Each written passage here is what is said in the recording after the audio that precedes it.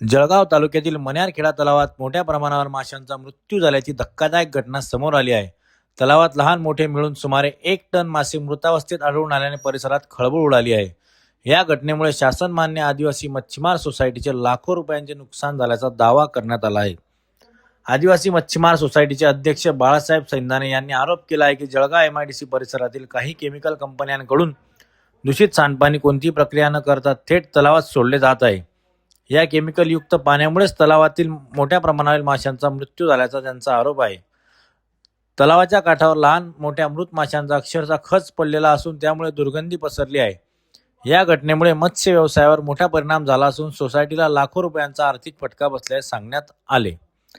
बाळासाहेब सैंदाने यांनी सांगितले की तलावात सोडण्यात जाणारे केमिकल युक्त सांडपाण्याबाबत 2018 पासून सातत्याने प्रशासनाकडे तक्रारी व पाठपुरावा करण्यात येत आहे. मात्र संबंधित यंत्रणेकडून ठोस कारवाई होत नसल्याने दरवर्षी अशा प्रकारचे नुकसान सहन करावे लागत असल्याचा आरोप त्यांनी केला आहे.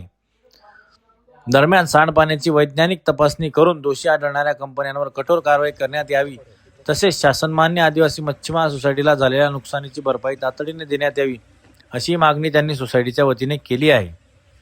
या प्रकरणातील नेमके कारण प्रशासनाच्या तपासानंतर स्पष्ट होणार असले तरी मण्यारखेडा तलावातील मोठ्या प्रमाणातील माशांच्या मृत्यूमुळे पर्यावरण आणि जल प्रदूषणाचा मुद्दा पुन्हा एकदा ऐरणीवर आलेला आहे. माझी आदिवासी मच्छीमार सहकारी संस्था ही सहकार कायद्याअंतर्गत नोंदणीकृत संस्था आहे.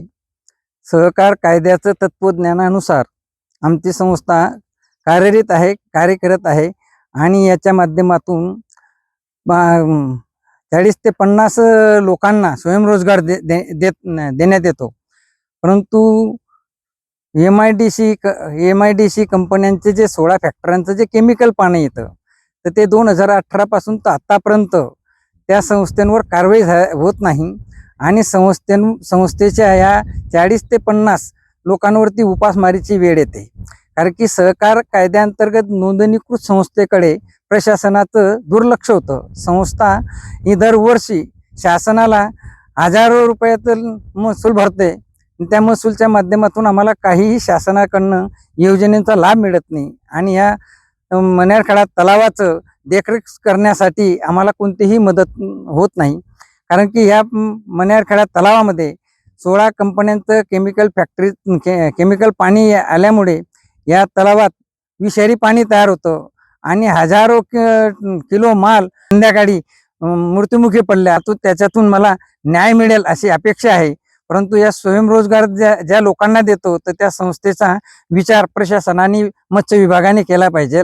आणि कलेक्टर साहेबांना एकच विनंती आहे की या तलावाकडे साहेबांनी जर लक्ष दिलं तर या तलावाचं सुशोभीकरण सुद्धा होईल, पर्यटक स्थळासारखं सुद्धा आता करता येईल. कारण की हा मध्यभागी शहराच्या मध्यभागी येणारा एक तलाव आहे आणि या तलावावर शोभीकरण करावं असं कलेक्टर साहेबांना माझी हात जोडून नम्र विनंती आहे. माझं नाव साहेबराव कौतिक सैंदाने उर्फ बाळासाहेब सैंदाने, आदिवासी मच्छीमार सहकारी संस्था मण्यारखेडा या संस्थेचा मी चेअरमन आहे.